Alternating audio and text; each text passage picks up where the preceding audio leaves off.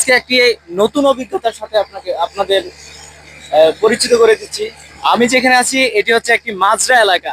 এই এরিয়াটা হচ্ছে সৌদি আরবের তাবুক এরিয়া।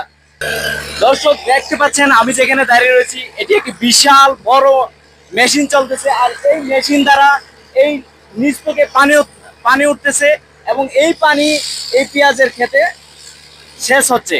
দেখতে পাচ্ছেন কি সুন্দরভাবে পেঁয়াজের ক্ষেতে পানি শেষ হচ্ছে।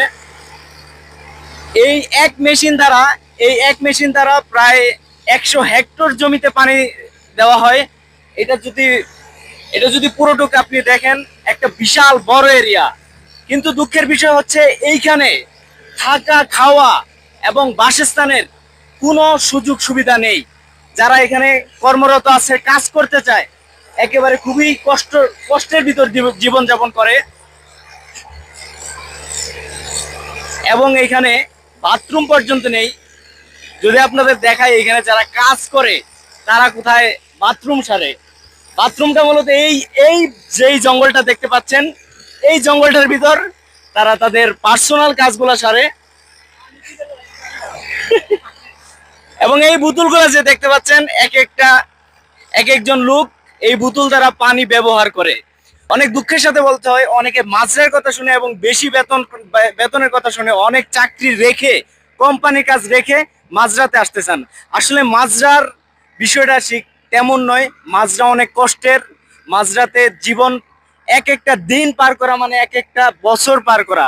আপনি যদি কখনো মাজরা না আসেন তাহলে কখনোই জানবেনই না এই মাজরাতে আসলে কি চলে। চলুন দেখা যাক মাজরাতে কি কি চাষ হয়। আমি যেই এরিয়াটাতে আছি এই এরিয়াটাতে মূলত পেঁয়াজের চাষ হয়।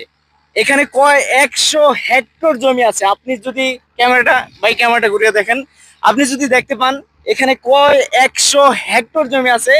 এই একটা মেশিন দ্বারা পানি দেওয়া হয়। দর্শক দেখতে পাচ্ছেন এই মেশিনটা দ্বারা কিভাবে পানি সেচ দেওয়া হচ্ছে। এই মেশিনটা একদিন চালু দিলে দেখা যায় 2-3 দিন চলতে থাকে, পানি দিতেই থাকে। তো আসলে পেঁয়াজের ক্ষেত, একটু কাছে আছেন, আমি দর্শকদের একটু ভালো করে দেখাই। এটা দর্শক দেখতে পাচ্ছেন এখানে কত সুন্দর পেঁয়াজ হয়েছে। পেঁয়াজগুলো এখনো ছোট ছোট।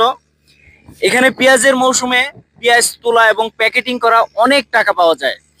প্রায় একজন কর্মী 120 থেকে 150 টাকা এই সৌদি আরবের রিয়াল কামানো সম্ভব। কিন্তু এখানে থাকা খাওয়ার ব্যবস্থা যদি আমি দেখাতে চাই আপনাদের, এইখানে দেখেন কুড়েঘরের মতো দেখা যাচ্ছে, তাঁবু টাঙ্গিয়ে এইখানেই মূলত আপনাদের মাসকে মাস সময় পার করতে হবে। খাবার দাবার অনেক দূর থেকে নিয়ে আসে। দর্শক এই হলো মাজরার বর্তমান পরিস্থিতি। অনেকেই চাকরি বাকরি ছেড়ে মাজরায় বেশি বেতনের লোভে চলে আসতে চান। আসলে মাজরা মানুষ যেমন ভাবে, আমাদের দেশের ক্ষেত খামার যেরকম, মাজরা ঠিক সেরকম নয়। এখানের পরিবেশ, এখানের থাকা খাওয়া সুযোগ সুবিধা কিন্তু আমাদের দেশের পরিবেশ নয়।